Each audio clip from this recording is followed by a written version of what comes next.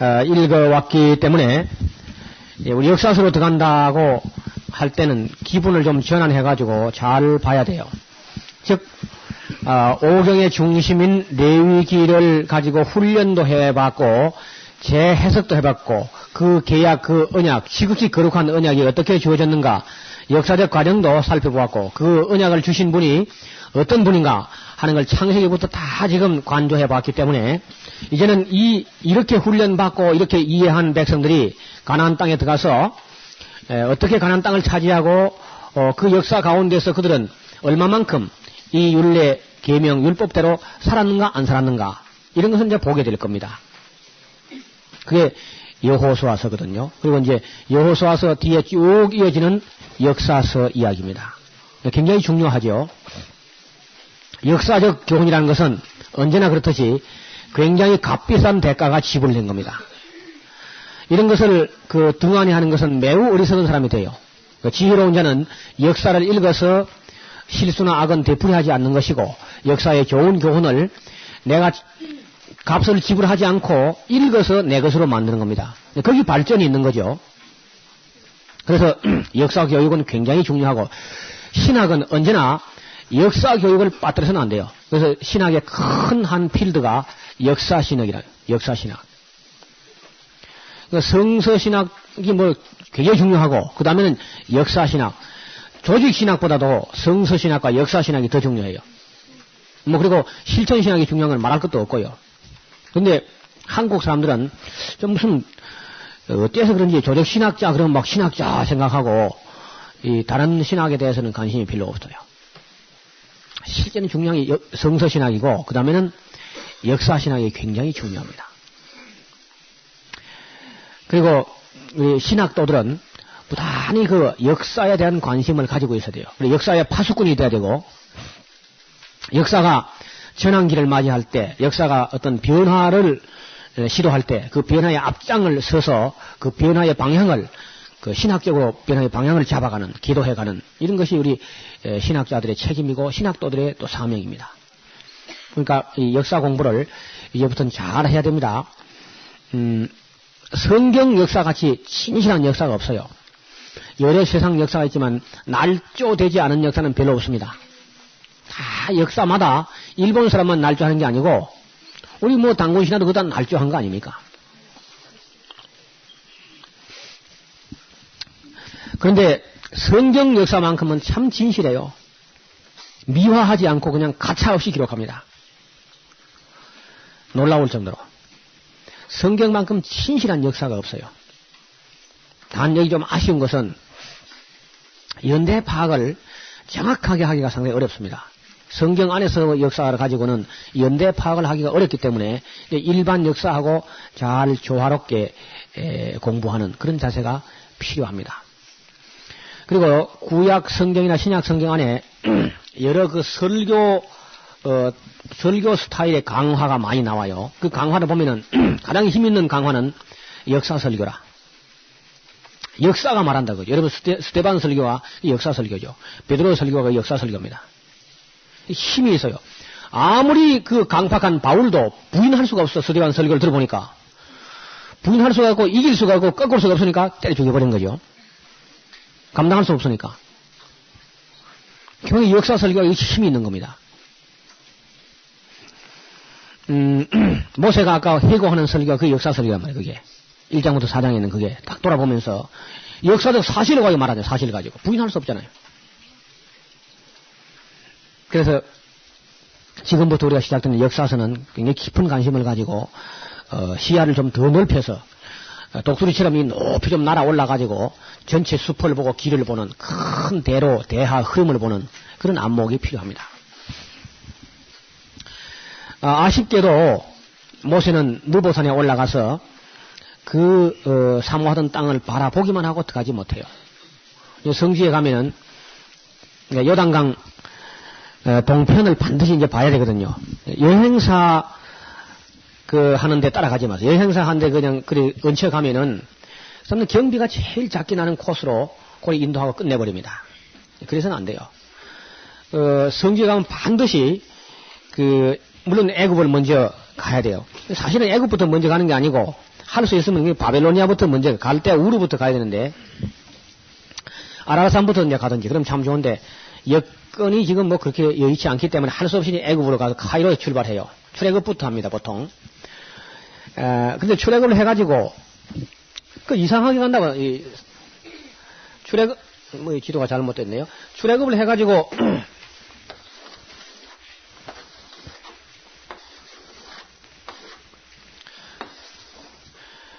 이 시내산에 와가지고 이게 반드시 어디로 와야 되는 거 하니까 이렇게 해가지고 이리 가야 되는데 이리 안 가고 그만 여기서 그만 이 요단강 동편으로 이리 안 가고 그럼 이리 올라가 된다고. 그러니까 요단강 동편은 못 보는 거예요. 반쪽 성지순례입니다. 반쪽. 우리가 갈 때는 보통 이제 여기 갔다가 여기 나와요. 이게 누에이바라는 항구가 있는데 누에이바 항구에서 배를 타고 요르단으로 들어가요. 요르단. 알 아카바 항이래요. 아카바. 이건 에일라시고 항구 마주 보고 있습니다. 요래 가가지고 이제 왕의 대로 아까 모세가 가려고 했는데 에돔 사람들이 길을 비켜주지 않았던 그 대로 지금 비켜줍니다. 이제 옛날에 안 비켜줬다 혼이 났거든. 그러니까 이제 비켜줘요. 그러니까 왕의 대로로 그래 착 올라가면 해발 약 800m 산 등성이로 쭉 길이 나 있어요. 그렇게 가다가 페트라라고 하는 것도 보게 되죠.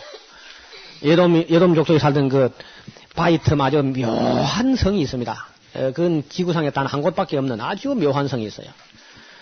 페트라 이제 보고, 이제 쭉 모압과 암몬을 거쳐서 느보산 이렇게 해가지고 모세가 죽은 그 산을 보고, 아론의 무덤도 보고, 그렇게 이제 우물 때문에 막 다투던 그런 거 다 보고, 이래 가야 이게 정상을. 다 옛날에 모세와 여호수아 올라간 길이니까, 정로죠, 정로. 그래가지고 쭉 올라가서, 이제 요단강 건너가지고, 들어가야 되는 거죠. 여리고로. 그게 정 코스인데, 관광회사는 어떻게 이제 그렇게 개발하지 않습니다. 여기 보면 갔다가, 수족관 한 번 바로 그냥 예루살렘 올라가 버린다고. 그리고 갈릴리 갔다, 텔아비브 갔다가 날아가 버려. 그건 아주 반쪽이 돼버려. 그래, 하지만 꼭 신학교에서, 인솔하는 그런 곳을 교수님 또 인솔하면 따라가. 꼬리, 경비도 작게 납니다. 그러면요. 신학교 사는 게 제일 싸게 나가요. 알차게 하고. 욕심 같아서는 참 우리, 에스라 성경 연구원에서 성경 한번 딱 읽고, 그런 강좌 또 가보자. 이래 돼야 되는데, 이게. 제가 교회를 섬기다 보니까 그게 참 어렵습니다. 여호수아가 쭉 이렇게 이제 올라가는 그런 길, 여호수아는 이거 아주 훈련된 지도자죠. 모세 밑에서 40년간 아주 부목으로 열심히 훈련을 받았습니다. 그렇기 때문에 여호수아가 이제 인수를 맡아가지고 들어가요. 가나안 땅에. 여러분 모세가 들어가지 못한 것에 대해서 참 이해는 돼요. 그러나 이래 봐요. 하나님의 세계에서는 그 사람 없으면 안 된다. 그런 거 없습니다. 그 사람 없어도 돼요. 나 없으면 안 된다. 없어도 돼요. 안 되긴 뭘 안 돼. 항상 어떤 사람을 절대화시킬 필요가 없어요. 그 사람 없어도 돼야 되고 나 없어도 돼야 돼. 그러니까 하나님께서 너무 모세가 다 해버리면요. 그거 안 된단 말이에요. 그래서 모세 밑에 여호수아라는 훈련을 받은 지도자가 인수받아가 하는데 잘하죠. 여호수아가. 손색 없이 해요. 그러니까 그 사람 없이는 안 된다는 그런 생각들은 버림. 그 사람 없어도 돼야 되고 나 없이는 안 된다. 그래가지고 막 전부 내가 다 하려고 그러고 그러다가 이제 18년 하다 총을 맞고 또 이제 너무 오래 하다가 그러면 안 되는 거야. 그 사람 없어도 지금 얼마나 잘 되잖아요. 그럴 필요가 없습니다. 모르드게가 하는 말 들어봐요. 모르드게가 에스더 보고 야 네가 말이야 이럴 때 안일 무사하게 편안하게 있으면은 유대인은 분명히 다른 사람을 말면 구원받아. 너와 네 아비 집만 망하는 거지. 이때 가만히 있으면은. 모르드게 참 믿음 배짱 대단하죠. 너 아니라도 유대인은 구원받는다는 거야. 네가 이때 가만히 있으면 네만 망한다는 거죠. 그 에스더가 정신이 바짝 나죠. 그래가지고 죽으면 죽으리다 하고 나서잖아요. 하나님께서는 우리가 응답해야 될 때 응답 안 하면 딴 사람을 들어 써버립니다. 그러니까 너무 사람을 따라다니지 마세요. 그 사람 없어도 돼요.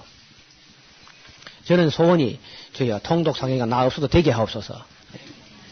그리고 제가 죽은 후에도 예수님 오실 때까지 계속 되게 하옵소서. 저 뭐 기도 딴 거 별로 없습니다. 그게 이제 중요한 기도라. 에스라처럼 뭐 한번 해보고 말아버리고 그러면 뭐 또 400년 뭐 역사가 그냥 공회전 하잖아요. 계속 됐으면 좋겠어요. 또 한국에 뭐 통독회를 많이 하는데 아니 그래도 여기 원조 아닙니까? 원조 그죠? 아니 뭐 그게 자랑은 아니고 그래도 18, 9년 동안 뭘 쌓았으면 뭐가 좀 안 있겠습니까? 그 와보면 될 텐데 한 번 와보면 될 텐데 안 와보고 그게 무슨 자존심인지 고집인지 몰라요. 안 와보고 그냥 하는 거야. 그러니까 얼마나 값비싼 대가를 지불합니까? 오면 제가 뭐 그냥 주잖아요. 그냥 다. 아니 뭐 학비를 받습니까? 뭐 학점을 따집니까? 그냥 다 가져갈 텐데. 여러분 지금 우리가 65 내지 약 70시간 하거든요. 그럼 4학점입니다. 4학점. 여러분 요번 한 주간에 4학점 따가는 거라. 지금 한 학점에 한 얼마 합니까? 한 학점 한 10만 원 좀 하죠. 10만 원 다 합니까? 한 5만 원 합니까? 1학점 10만 원 좀 하죠. 여러분 지금 여기 와서 학비를 내려면 40만 원 더 내놔야 돼요. 40만 원 문제가 아니지 사실상. 그냥 바깥만 기도원 내면 아무 상관이 없는데 어떻든 그 통독사경을 하는 분들이 글쎄 한 번 왔다 가면 될 텐데 끝까지 안 오고 혼자서 그걸 또 이제 18년간 고생을 할 거 아니에요. 여러분 학교를 왜 갑니까? 지금까지 쌓아올라온 것을 그 단시간에 다 섭렵하기 위해서 가는 거 아닙니까? 먼저 닦아놓은 사람들 욕심을 내가지고 가는 거거든. 뭐 모르겠네. 또 더 잘 되는 곳, 더 잘하는 곳도 있을 수 있죠. 근데 잘 하더라도 그래도 여기를 와보는 게 원칙 아니겠습니까? 한번 하려고 하면은. 근데 여기 왔다가 가서 하는 사람은 지금 그 서울에 가면 한시 통독사경이라고 우리 조병호 목사님이 우리 교회 전사님으로 이제 계셨거든요. 훈련도 받고 그 사람만 이제 좀 제대로 해나갈 겁니다. 그 외에는 전부 와보다 안 하고 그냥 막 한다 하니까 뭐 대충 막 그래 하는 거라. 그러면 우리도 뭐 그래 해서 한 되는데 노력을 많이 허비하는 거라. 여러분 역사 공부 안 하고도 그냥 뭐 우리가 출발할 수 있어 인생을 그런 값비싼 대가를 지불해야 된단 말이에요. 그 조상들이 축적해놓은 그 기술들 어떤 노하우 이걸 그냥 당장 이렇게 섭렵하는 게 얼마나 값진 거예요. 여러분 아인슈타인 아들이라도 아니 아인슈타인이라도 홀랑 벗겨가지고 팬티 바람으로 무인도에 가다 집어 던져놓으면요 오후에부터 막 떠해가지고 물고기 잡다 정신이 없을 거라. 살아가려고 원심 돌아가 버린 거죠. 쌓아놓은 문명과 문화가 없는 곳에 집어 던지면요 그가 뭐 어느 날 갑자기 무인도에 그날 오후에 뭐 원자탄 발명이 나옵니까? 안 되지. 그 조상적부터 역사 가운데 축적된 것을 우리가 가진다는 것은 그 엄청난 그 은혜고 복이죠. 그래서 우리가 성경을 가진다는 것은 참 이스라엘 백성들에게 감사해야 돼요. 그 사람들 참 모델로 온갖 고생 다 하면서 이런 간증을 남긴 거거든. 역사적 간증을. 우리는 다만 들어 복을 받잖아요. 응? 들어서. 읽고 들어서 그저 복을 받게 된 거라.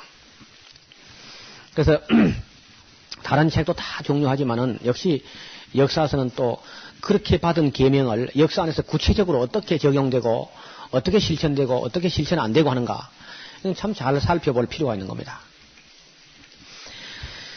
여호수아서는 여호수아가 이제 인수인계를 받는 그런 장면이 나오죠. 인수인계를 받고 여호수아가 취임을 해요. 취임식. 그 다음에 요단강을 건너가지요. 홍해 바다만 건너가야 되는 게 아니고 훈련을 거쳐서 요단강을 건너가야 가나안 복지가 있는 거라. 요단강 건너갑니다. 그 다음에 건너 들어가면 이제 그 땅을 차지한다고 해가지고 그만 그 가나안 땅 들어가면 끝난 게 아닙니다. 이제 그때부터 싸움이 시작된다고. 전투가. 그 이제 가나안 전투를 보면은 처음 초창기 전투는 여리고 전투, 아이성 전투 하면서 가나안 중부 전투를 해요. 중부 전투. 그러면 남부 전투로 쭉 내려갑니다. 남쪽으로. 그리고 이제 맨 나중 전투는 북부 전투. 무기또 하솔까지 올라가서 물가 전투 해가지고 그 막을 내리죠. 그 여호수아의 칼날에 쓰러진 그런 왕들을 총 결산해 보니까 31명이 여호수아의 칼날에 쓰러졌어요. 대단한 인물이죠. 그런데 그 여호수아가 무슨 무술을 해서 그러냐? 아닙니다, 전혀. 저를 보세요. 여호수아가 싸우긴 싸웁니다. 그저 칼을 잡고 폼은 잡아요. 폼은 잡지만은 실제로 싸우는 건 여호수아가 아니라. 이제 읽어 나가다 보면요. 여호수아가 가나안 땅 전투를 시작하려고 할 때 바로 여호와의 군대 장관이 파송됩니다. 근데 겉모양으로는 여호수아가 싸우는 것이고 실제는 하나님의 천사들이 싸우는 것입니다. 믿습니까?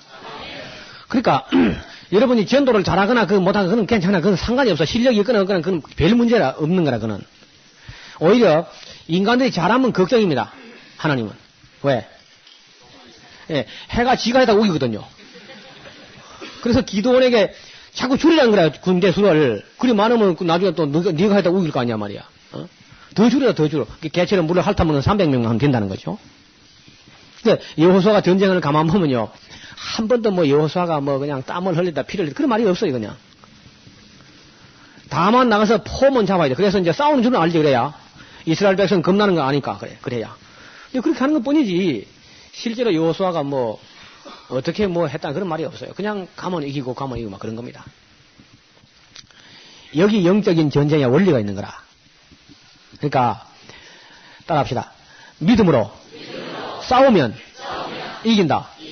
믿어집니까? 안 싸우면 못 이기고 싸우면 이기게 돼 있어.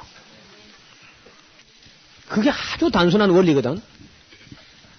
그건 어떤 사람이라 믿는 거니까 어린아이 같이 단순해야 돼. 그래야 그걸 믿지. 아이고, 성경에는 그렇게 기록되어 있다 하지만서도 하면서 이제 이러면 그건 안 되는 거라.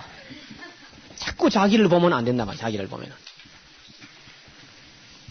이게 영적인 싸움의 원리. 반드시 싸우면 이깁니다. 그 인간이 싸우는 걸 포기해버리면 하나님도 어찌할 수가 없어요. 폼은 잡아야 돼. 인간이 칼을 끌고. 그게 여호수아서에서 우리가 잘 눈여겨봐야 됩니다. 31명이 도륙되었어. 근데 또 한 가지 주의할 것은 이 예수 믿는 사람들이 영적인 전투를 할 때에 악을 행하면 안 됩니다. 그러면 천사가 헷갈려요. 어느 편이더라? 똑같이 악하면요. 편 구분이 안 된다고. 여러분 제발 천사를 헷갈리게 하지 마세요. 똑같이 악해가지고야 어느 편인지 알 수가 있나. 끝까지 선하게 해야 돼요. 선하게. 진리로 싸우고 정의로 싸우고 그래야지 아이성 전투 봐요. 천사가 엉거주면 어느 편을 들어야 될지 모르는 거라. 그래 하지 말도록. 언제나 저도 깨끗이 져야 돼. 저도 아주 게임을 더티하게 하지 말고 아주 페어 플레이 해야 돼요. 예수 믿는 사람들은 영적인 전투에 특히 그렇습니다. 거짓말을 한다든지 이래가지고 싸워가지고는 안 되는 거라. 그런 건 승산이 없습니다. 그건 이미 진 거다, 이미. 영적인 전투의 원리가, 여러분, 여호수아서는 상당히 영적인 책입니다. 그런 면에서는.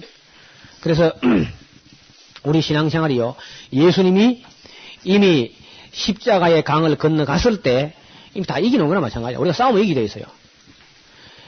여러분, 복음이 가가지고 지어본 적은 없습니다. 로마도 당할 수 없어요. 그래요, 안 그래요? 그 노예들 종교, 그 팔레스타인 조그마한 나라도 망해버린 그 나라 사람들, 거기서 십자가에 달린, 나무에 달린 자마다 저주 아래 있는 자라고. 그 사람을 믿는 그 예수 믿는 사람들 노예들 그냥 콜로세움에 집어 던지고 사자밥이 되고 그 지질이 못내 빠진 사람들 같이 보이는데, 그냥 짓밟아 버리니까 뭐 흔적도 없어, 찾을 수도 없어요. 이미 뭐 산송장이죠. 카타콤을 다 들어갔으니까. 그 이미 죽은 자와 방불한 그 기독교인들, 그 사람들이 세상을 뒤집어 엎는다고. 로마를 뒤집어 버려, 완전히. 그 카타콤 가서 들어가 보면요. 그때 이제 그 당시 법이 그 무덤 안은 수색 못하게 되겠답니다. 참 피난처라, 거기가. 죽은 사람이 어찌 할 수 있습니까? 그 말이지.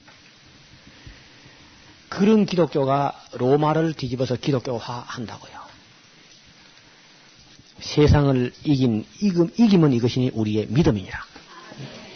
이기는 겁니다. 믿는 자가 이게. 예수께서 하나님의 아들이심을 믿는 자가 아니면 세상을 이기는 자가 누구뇨? 믿음이 이긴단 말이에요. 그런 노래가 있죠. 믿음이 이기네. 믿음이 이기는 거예요. 어린아이처럼 단순히 믿는 그 믿음이 이기게 돼 있어요.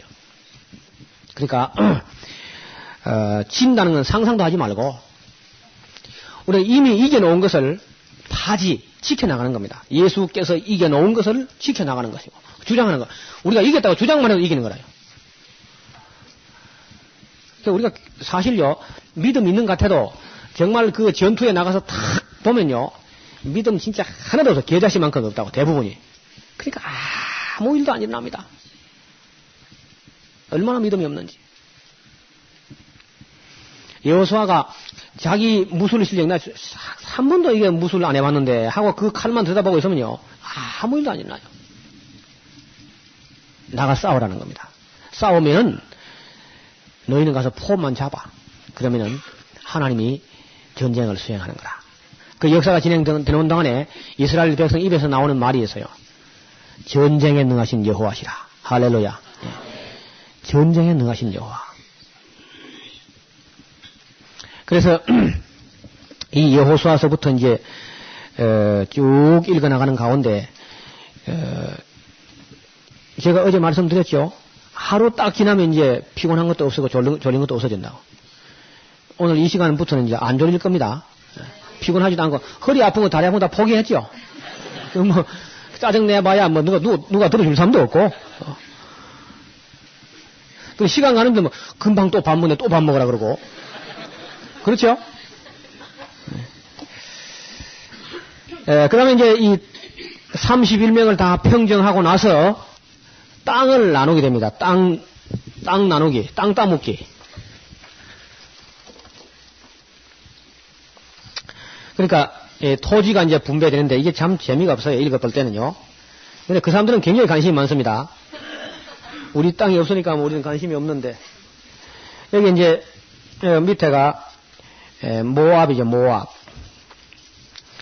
그리고 이제 그 위에가 요쪽은 이제 암몬 땅이고요. 암몬. 예.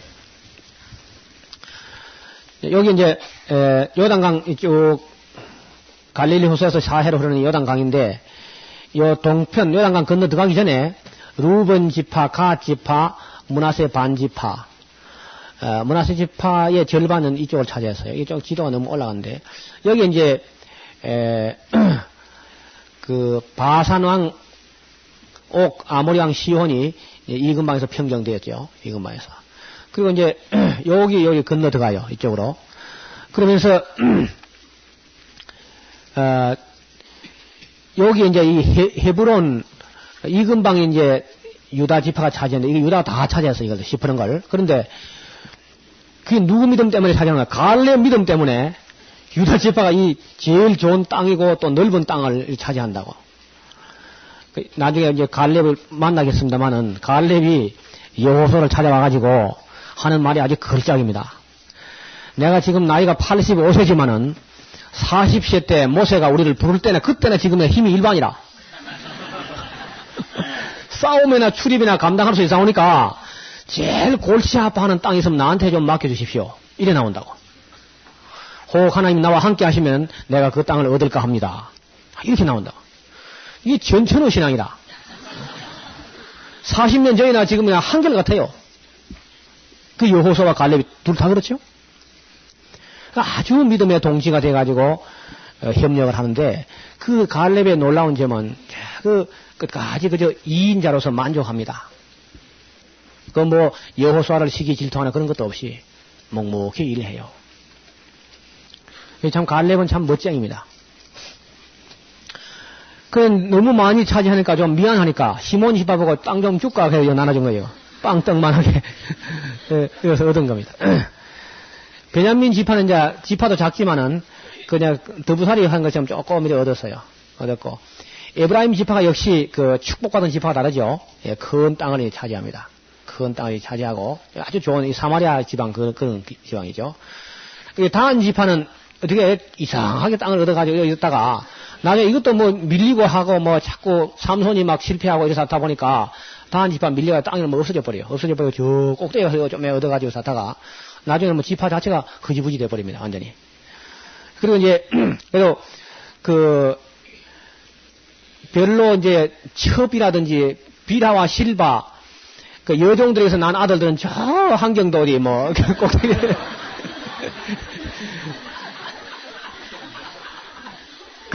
그런 땅 좀 얻어가지고 뭐 사는데 이 북쪽에는 오랑캐가 자꾸 내려온다고 거기 또. 그래서 아예 그냥 스불론 땅과 납다리 땅 제일 서름받는 종의 자식들 그런 땅에 서름이라는 서름 다 받아서 맨날 아람 사람들이 그냥 농사지러 오듯이 천만 되면 달아옵니다. 아람 사람들이. 그렇지 또 아수르 사람도 또 내려오지 두로 사람 또 내려오지. 그러니까 이 북쪽 사람들은 맨날 털려 맨날. 그러니까 위에서 난주 딱 나눠주고 보면은 위에서 이 사람들이 싸우다가 힘이 지쳐가지고 유다 지파 보고 우리는 도와도 하면요 우린 바쁘다 왜 그거 쓸데없이 싸움을 걸어서 속을 새냐 못 간다 그래. 그래가지고 이제 결국은 이 북쪽이 막 짓밟히고 막 섞이고 이렇게 되는데 놀랍게도 예수님이 거기 옵니다. 거기 스불론 땅과 납달의 땅 흑암에 앉은 백성들 이방의 갈릴리에 큰 빛이 비치도다 하면서 그 서러움 받는 사람들 거기에 예수님 위로자로 오신다고요. 유다 지파에 났지만은 베들레헴에 났지만은 그 사람들 위로하기 위해서 놀라운 얘기죠. 그러니까 그런 부분도 여호수아에서부터 우리 여호수아 모형 여호수아부터 진짜 여호수아까지 예수까지 쭉 함께 한번 볼 필요가 있는 거죠. 므낫세 지파 땅이 이렇게 많이 차지한 건 아닌데 이끌이 안 올라가서 이만큼 하고 좀 가시 일이 된 게 아니고 여기 연결된 걸 알겠습니다. 요 반지파 여기 이렇게 해가지고 요렇게 므낫세 지파가 이게 연결되어 있는 이게 좀 지도가 조금 잘못된 것 같아요. 그 땅을 이제 그렇게 분배하는데 그러면 여호수아서가 이제 끝이 나죠. 지파별로 제비 뽑아서 나누지만은 확실히 그 조상들의 열조의 축복을 받는 건 참 중요합니다.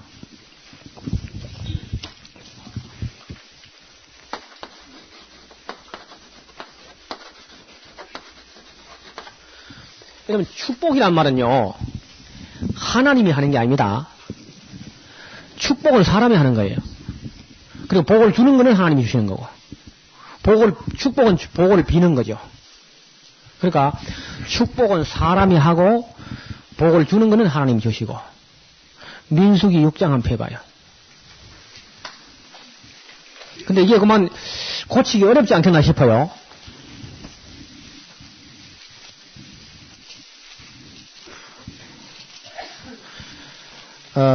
민수기 6장의 구약의 축도를 한번 봅시다.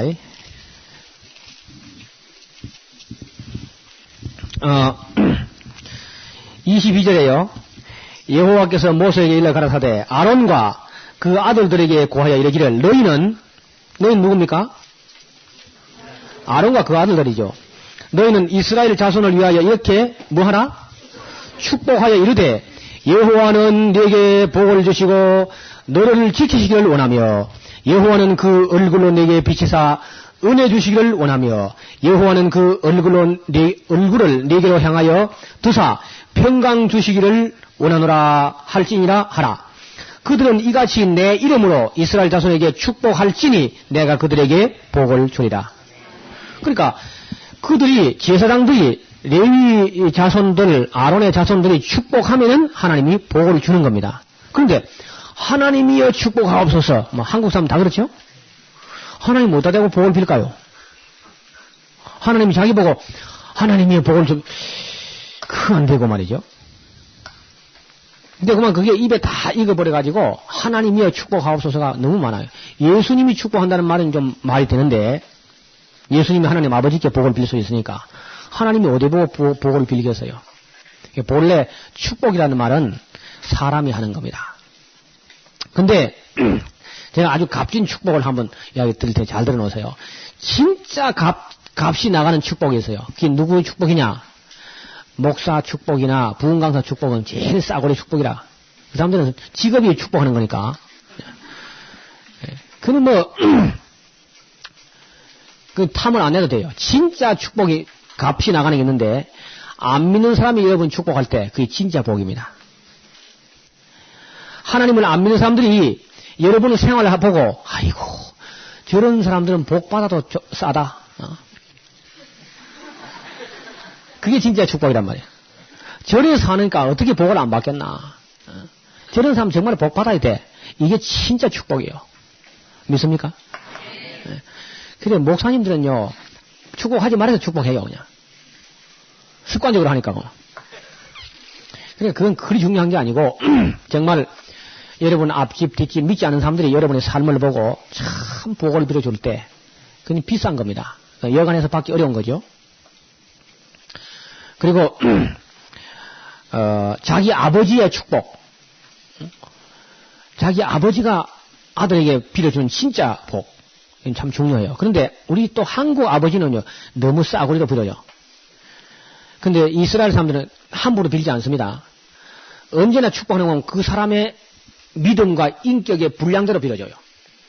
야곱이 자기 아들들, 아니 12아들들 사랑스럽지 않은 아들이 어디 있겠어요. 그러나 정말 야곱이 기도하는 거 보면요 그 사람 굉장히 신령한 사람이다. 나중에 보면은 못된 놈들은 아주 못되게 복을 빌어주고요, 잘하는 놈들은 잘하는 데 복을 빌어주고 그런다고. 근데 야곱이 기도한 대로 복이 이루어져요. 모세가 축복한 대로 그 지파별로 복이 임한다고. 우리가 구원받는 이런 은혜는 정말 그저 받는 겁니다. 은혜니까. 그러나 복을 받는 거는요 좀 문제가 달라요. 복을 받는 거는 복 받을 짓을 해야 복을 받습니다. 그래 심어야 돼. 심어. 사람이 무엇으로 심든지 그 심는 대로 거둔다고. 그래 심는 게 있어야 돼.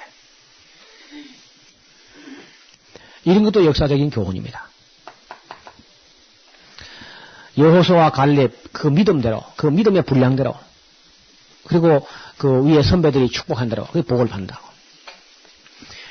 그리고 어디 가서 은혜를 베푸는 것도 참 중요하지만은 사람이 은혜를 받는 사람이 돼야 돼요. 은혜 받는 사람. 어디 가든지 그저 은혜 받는 사람이 있어. 그럼 비결이 몇 가지 있어요. 은혜 받는 비결은. 다 이야기할 수는 없고 두 가지만 말씀드릴게요. 이 두 가지만 가지고 있으면 반드시 은혜 받습니다. 첫째는 겸손한 겁니다. 그렇죠? 하나님께서 교만한 자를 물리치시고 겸손한 자에게 은혜를 베푸신다. 틀림없습니다. 그는 하나님 앞에나 사람 앞에나 겸손할 때 은혜를 받아요. 여러분 하나님께 은혜 받는 사람이 그 은혜가 전달될 때 누구를 통해 전달되면 반드시 사람을 통해 전달돼요. 그래야 안 그래요? 그러니까 하나님 앞에만 겸손이 아니고 사람 앞에까지 겸손할 때 틀림없이 은혜 받습니다. 둘째는 예절이 발라야 돼요. 예절.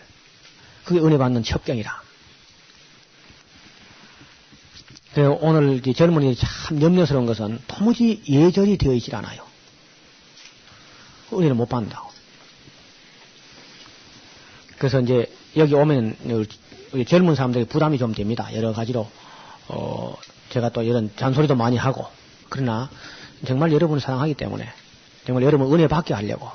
여러분 요셉이 봐요. 어디 가든지 은혜를 받아요. 아버지에게도 은혜를 받고 전옥에게 은혜를 받고 보디발의 그 집에서도 은혜를 받게 되고 바로왕의 은혜를 받게 되고 은혜를 받는다고. 그래서 은혜를 베풀기 전에 먼저 은혜 받는 사람, 참 은혜를 받는 사람이 되어가지고 받아야 뭐 베풀 게 있지. 이런 것도 역시 역사적인 교훈들입니다. 여호수아서 읽어봅시다.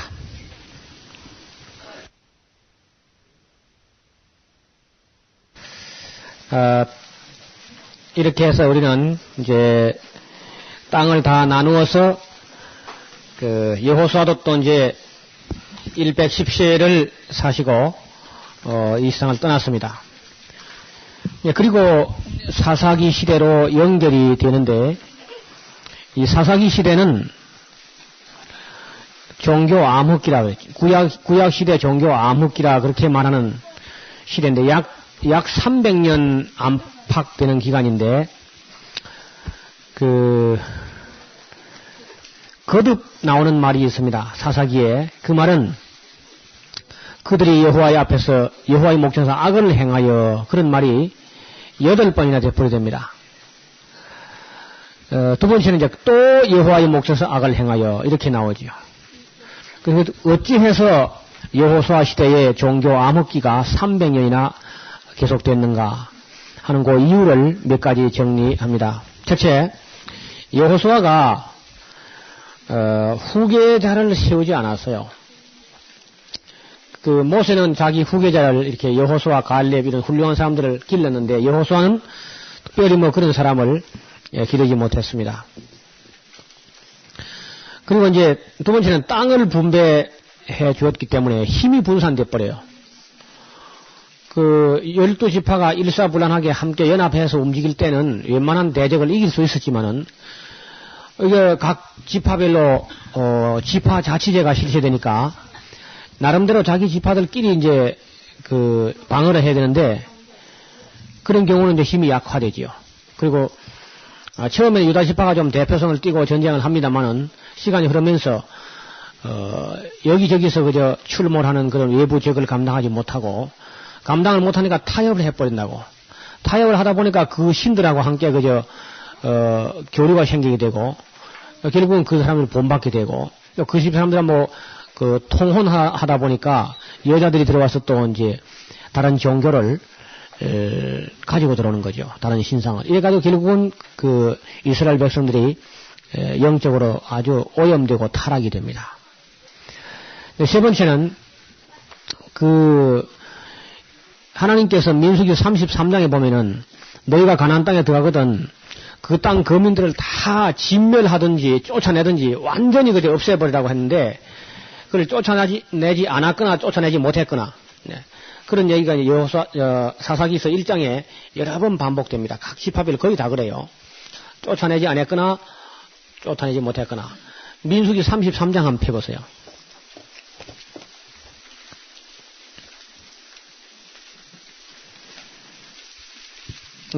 이런 것은 읽어놓고 살피고 지나가야 되겠죠. 55절, 56절 함께 읽어봅시다. 시작.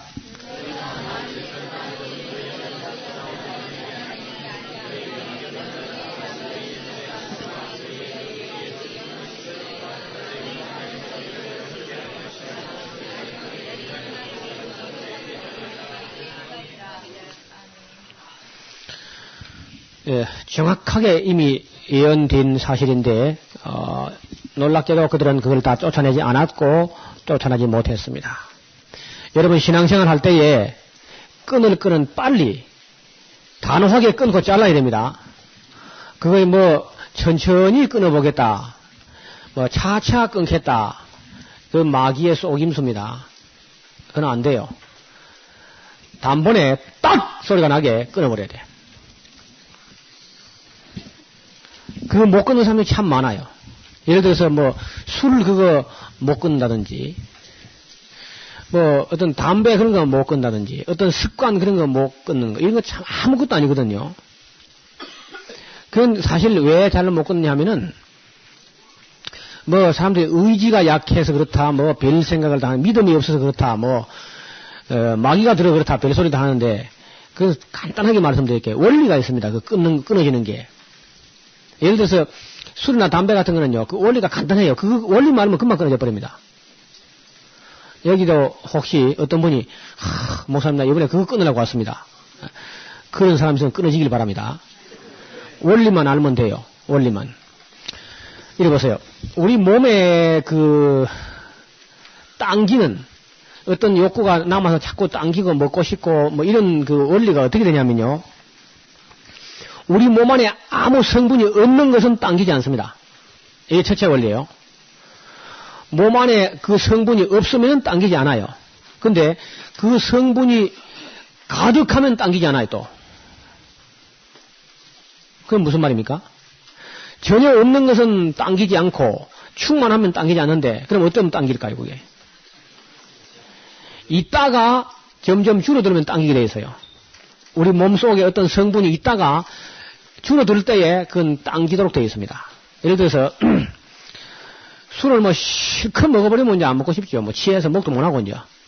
근데 그 술이 살살 깨면서 이제 술 성분이 우리 몸 안에 살살 줄어들면은 우리 몸에서는 있어야 되는 게 없어가는 줄 알고 그걸 땡긴다고.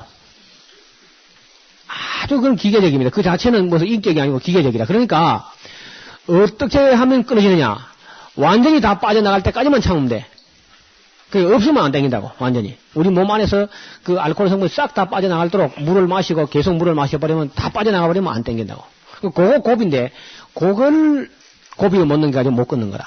또 보충해주고, 또 모자라지고, 또 땡기고, 이러면 영원히 못 벗어난단 말이에요. 그럼 의지가 약한 것도 아니고, 그건 대체적으로 그 원리를 몰라서 그걸 못 끊는 거라. 그래서 그 고비를 확실히 넘겨버려요. 그 담배를 못 끊는 사람도 마찬가지고, 마약도 마찬가지입니다. 마약 성분이 이제 완전히 이거 싹 날아가 버릴 정도로 참아버리면 그만 괜찮은데 그걸 다 못 넘겨서 그런다고. 그러니까 대체적으로 한 일주일 내지 2주일이면은 몸에 이렇게 다 빠져요. 그럴 때 이제 물을 마신다든지 해서 다 씻어내버리고 그리고 이제 이 해독되는 거, 감초 같은 거, 어떤 독성이 해독되는 데는 감초는 굉장히 좋은 약이죠. 중화제로서. 그렇게 해서 안에 있는 우리 몸 안에 있는 그 성분을 싹 다 내보내버리면 안 땡깁니다. 간단히 끊어져요.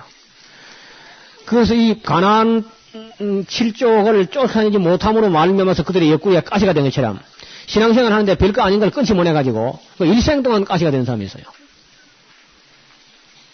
간단합니다. 그건 딱 끊어질 수 있어요.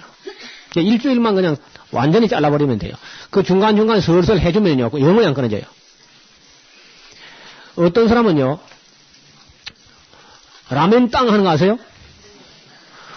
라면 땅 그건 이제 먹어야 잠을 자요. 어떤 사람은 꼭 저녁 되면 그걸 한 개 먹어야 자고, 어떤 사람은 라면 하나 반드시 끓여 먹어야 잠을 자. 그건 못 끊는 거예요, 그걸. 그래서 아무것도 아닌 게도 중독됩니다. 그런 것도 다 중독돼. 그 다음에 어떤 사람은 생살을 계속 먹어야 되는 사람이에요. 생살. 지금은 그런 사람이 많지 않은데 우리 어릴 때는 그런 게 많았어요. 그래서 이것저것 아무거든지 그래요. 여러분들 밥도 그렇죠. 밥도 딱 그만 3일 놓고 먹으면 밥 먹을 생각이 없어요. 그렇죠? 그 다음에 이제 우리 몸 안에 있는 걸 가지고 이제 평소 좀 저축하는 걸 가지고 살 꺼냈으니까. 근데 그것도 이제 떨어지면 또 먹고 싶어진다고. 금식하는 원리도 마찬가지라. 그래, 그 원리를 알면은 우리 습관 고친다든지 뭐 그런 거 가능해요. 아이들이 채소를 참 안 먹죠? 왜? 채소 성분이 하나도 없으니까. 너무 없으니까 안 먹어. 근데 어제 제가 말씀드렸던 대로 채소를 갈아서 빈대떡을 만들어서 채소 성분이 몸에 있게 해요. 이따가 이제 없어지면 살살 먹고 싶어진다고. 그거 뭐 간단해요, 그거는요. 그 사람은 길들이기대로 가요, 길들이기대로. 그 길든다는 말은 뭐냐니까 그 성분이 그 몸에 축적되게 해요. 그것이 있다가 살살 줄어들면 먹고 싶어지는 거라. 그것만 알면은 간단하게 자기 그 식생활이라든지 습성 이런 거 다 가족들까지 고치는 건 간단합니다. 이건 주부들 정성만 있으면 간단해요. 우리 신앙생활 하는 가운데 그 외에도 뭐 별거 아닌 것에 그냥 빠져가지고 못 헤어나고 이런 것이 전부 그 관성, 습관성 이것 때문에 그렇거든. 그런 걸 단호하게 잘라버려야 됩니다.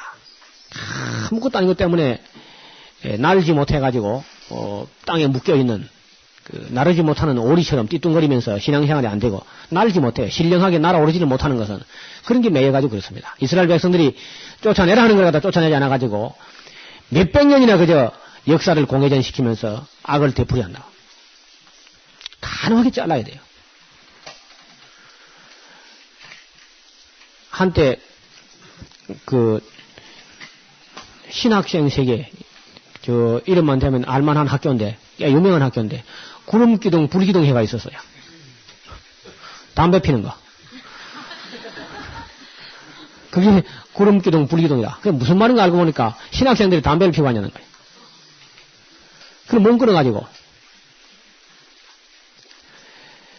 뭐 여기는 없을 줄로 압니다만은 여러분 불신자들 지금 끊고 지금 난리가 나고 막 금연하는 사람들 아주 앞으로 환자 취급을 할 판인데 신자들이 말이죠. 또 이상한 한국은 여자 대학생들이 또 흡연 인구가 늘어난다는 거라. 참 이상한 나라지. 여러분 제가 담배에 대해서 제법 참 책을 보고 논문을 또 보고 하는데